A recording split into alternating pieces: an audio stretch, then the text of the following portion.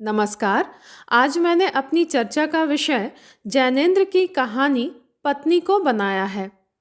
प्रेमचंद के परवर्ती कथाकारों में जैनेंद्र का नाम विशेष रूप से उल्लेख्य है। मनोवैज्ञानिक कथाकार जैनेंद्र उन लोगों में से नहीं हैं जो समाज के माध्यम से व्यक्ति को देखते हैं, बल्कि वे इसके ठीक विपरीत व्यक्ति के माध्यम से ही समाज को परखने की चेष्टा करते हैं। उनकी कहानियों के अध्ययन से यह सहज ही ज्ञात हो जाता है कि उनकी कहानियों में कथानक का जितना महत्व है, उससे कहीं अधिक पात्रों में उत्पन्न मनोभावों की अभिव्यक्ति का महत्व है। वस्तुतः जैनेंद्र के लेखन से हिंदी कहानी के इतिहास में एक नए युग का आरंभ होता है। मूलतः व्यक्तिवादी रचनाकार होने के कारण उनकी कहानियों में पात्रों के अंतर्द्वंद्व का सूक्ष्म विश्लेषण हुआ है।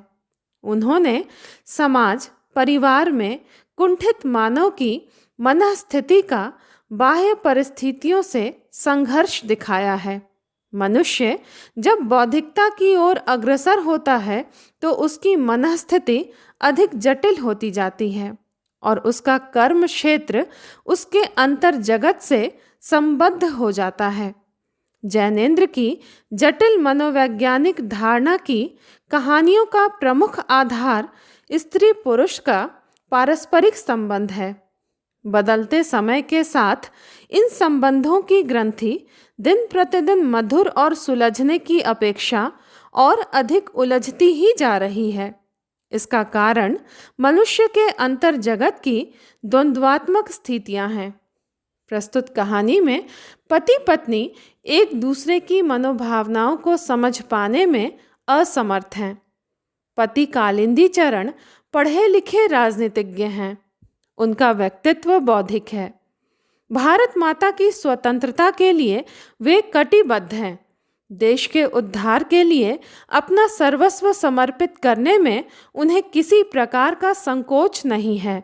अपने मित्रों के साथ भारत माता की स्वतंत्रता को लेकर अक्सर चर्चा के क्रम में वे कहते हैं, हमें नहीं अभिलाषा अपने जीने की, हमें नहीं मोह अपने बाल बच्चों का, हमें नहीं गरज धन दौलत की, तब हम मरने के लिए आज़ाद क्यों नहीं हैं। जुल्म को मिटाने के लिए कुछ जुल्म होगा ही, उससे वे डरें जो डरते हैं। डर हम जवानों के लिए नहीं है। कालिंदी चरण बहुत देर गए घर लौटते हैं। दिन भर अकेली सुनंदा अपना समय कैसे गुजारती है, इसकी ओर उनका ध्यान कभी नहीं जाता। उन्हें सारे देश की चिंता तो है, परंतु पत्नी की जरा भी चिंता नहीं है। आधी रात गए घर लौटने पर भी वे मित्रों के साथ बहस में उलझे रहते हैं। बीच में उन्हें जब ध्यान आता है कि ना उन्होंने खाना खाया है ना उनके मित्रों ने, तब उन्हें सुनंदा का स्मरण होता है। सुनंदा के लिए उत्साह अपरिचित है। वह भारत माता की स्वतंत्रता को समझना चाहती है, पर उसको न भारत माता समझ में आती है और न स्वतंत्रता ही। उसकी इच्छा होती है कि पति उससे भी कुछ देश की बात करे। वह कम पढ़ी लिखी है। वह आगे पढ़ना भी चाहती है, पर पति महोदय को उसे पढ़ाने का धीरज तनिक भी नहीं है। अतः उसने अपनी नियति स्वीकार ली है कि पत्नी का काम तो सेवा है। यह बात मानकर उसने जैसे कुछ समझने की चाह ही छोड़ दी है। वैसे पति कालिंदी चरण अपनी मित्र मंडली में समझदार और दृढ़ निश्चयी माने जाते हैं। व्यक्तिगत सुख चैन का त्याग कर उन्होंने देश हित के लिए कांटों भरा मार्ग अपनाया है। सरकार उनके पीछे पड़ी हुई है। कहानीकार ने लिखा है, कालिंदी चरण अपने दल में उग्र नहीं समझे जाते, किसी कदर उदार समझे जाते हैं। सदस्य अधिकतर अविवाहित हैं। कालिंदी चरण विवाहित ही नहीं हैं, वह एक बच्चा खो चुके हैं। उनकी बात का दल में आदर है। कुछ उनके धीमेपन पर रुष्ट भी हैं। वह दल में विवेक के प्रतिनिधि हैं और उत्ताप पर अंकुश का काम करते हैं। परंतु यही विवेकी कालिंदी चरण पत्नी के मौन के सामने अपना धीरज खो बैठते हैं। दिन भर घर में अकेली सुनंदा पति के घर आने का इंतजार करती है। पति देर घर आते भी हैं तो मित्र मंडली के साथ। पत्नी का हालचाल जाने बगैर 4 आदमी का खाना लगाने को कहते हैं। सुनंदा को खाना बनाने और परोसने में दिक्कत नहीं है, अगर पति उससे हंसकर कह दे। सुनंदा कुछ जवाब नहीं देती है। जवाब नहीं सुनकर पति कालिंदी चरण तैश में खाना नहीं खाने की बात कहकर रसोई घर से लौटकर चले जाते हैं। कालिंदी आतंकवाद के समर्थक नहीं हैं, किंतु सुनंदा के पास से लौटकर आने पर देखा गया कि कालिंदी अपनी मित्र मंडली में अपने पक्ष पर दृढ़ नहीं है। वह सहमत हो सकते हैं कि आतंक कुछ स्थितियों में जरूरी भी है।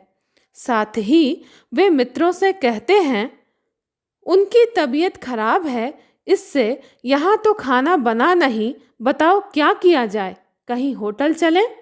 इसी बीच सुनंदा एक बड़ी थाली में खाना परोसकर और 4 गिलास पानी रखकर चली जाती है। कालिंदी की स्थिति ऐसी हो जाती है जैसे किसी ने उन्हें काट लिया हो। उनका स्वामी भाव जाग उठता है। वे जाकर सुनंदा से कहते हैं, चलो उठा लाओ थाली, हमें किसी को यहाँ नहीं खाना है, हम होटल जाएंगे। सुनंदा का मौन उन्हें निरस्त्र करने लगता है। वे मानो धमकी के साथ पूछते हैं, खाना और है? उन्होंने यह भी देखने की जरूरत नहीं समझी कि पत्नी के लिए खाना बचा है या नहीं। कालिंदी के लौटने पर सुनंदा को मालूम होता है कि उसने अपने लिए कुछ भी खाना बचाकर नहीं रखा है। एक बार के लिए उसका मन खराब होता है कि पति ने एक बार भी उससे खाने के लिए नहीं पूछा, परंतु दूसरे ही पल वह मन को समझाती है कि उसे एक दिन पति के लिए भूखे रहने का सौभाग्य प्राप्त हुआ। आखिर वह पति को नाराज करती ही क्यों है? इस विचार के आते ही वह कमरे के दरवाजे के बाहर दीवार से लगकर खड़ी हो जाती है, ताकि पति को भोजन में किसी और चीज़ की ज़रूरत हुई तो वह जल्दी से लाकर दे सके। कहानी इसी स्थल पर समाप्त हो जाती है। सुनंदा के माध्यम से जैनेंद्र ने भारतीय नारी की अंतर्व्यथा का मार्मिक चित्र उपस्थित किया है। भारतीय नारी सदैव ही सेवा और त्याग की प्रतिमूर्ति रही है, किंतु जब उसका भाग्य ऐसे पति से जुड़ जाता है जिसे बाहर के काम से अवकाश ही नहीं मिलता, उसकी स्थिति पर ध्यान देने या उसकी सेवा भावना के लिए सहानुभूति के 2 शब्द भी उसके पास नहीं रह जाते, खासकर ऐसे घर में जहाँ केवल पति पत्नी ही हों, वहाँ नारी की व्यथित मनोदशा का अनुमान सहज ही लगाया जा सकता है। पति कालिंदी चरण सुनंदा के साथ ही रहते हैं, फिर भी उसकी दुनिया चकला बेलन बटलोई के बीच ही सिमटी हुई है। उसके हृदय में पति के प्रति कोमल भावनाएं एवं इच्छाएं हैं, किंतु उनकी पूर्ति का कोई साधन उसके पास नहीं है। इसी कारण पति की उपेक्षा उसे व्यथित करती है। वह मन ही मन घुटती रहती है, किंतु कहती कुछ भी नहीं। पति की अनवरत प्रतीक्षा ही उसकी नियति है। इस सूने घर में अंगीठी के पास अकेली बैठी बैठी उसके हृदय में भावनाओं का ज्वार उमड़ता रहता है। उसे पति और उनके मित्रों की बातचीत का मतलब ही समझ में नहीं आता, फिर भी उत्साह की उसमें बड़ी भूख है। यह सोचकर कि उसके पति ने किसी महान लक्ष्य की प्राप्ति हेतु अपना सुख आराम छोड़ दिया है, वह निरंतर अपने पति के साथ संकट झेलती रहती है। एकांत शांत स्थिति में उसे अपने मृतक बच्चे का स्मरण हो आता है।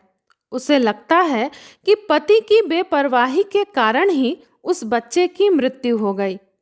पति के व्यवहार से उसका हृदय दुखी होता है, परंतु दूसरे ही पल वह पति की सलामती की दुआ मांगने लगती है।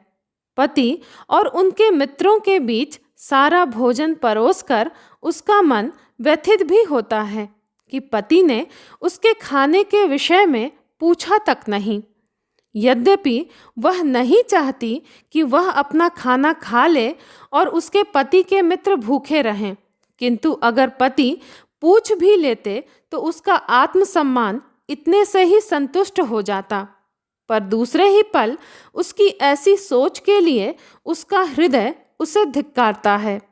पति को और किसी चीज की जरूरत होगी, ऐसा सोचकर वह उस कमरे के दरवाजे पर जाकर खड़ी हो जाती है जहां उसका पति भोजन कर रहा है।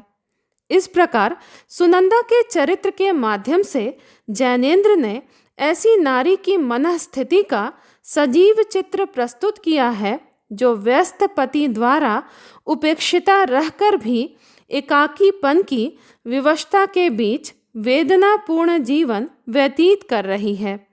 चूंकि कथा का विस्तार जैनेंद्र का उद्देश्य नहीं है, इस कारण प्रस्तुत कहानी में कथा के नाम पर इतना ही है कि एक पत्नी पति की प्रतीक्षा में है और उसके मित्र सहित घर आने पर सारा भोजन उन्हें देकर वह स्वयं भूखी रहकर संतुष्ट हो जाती है।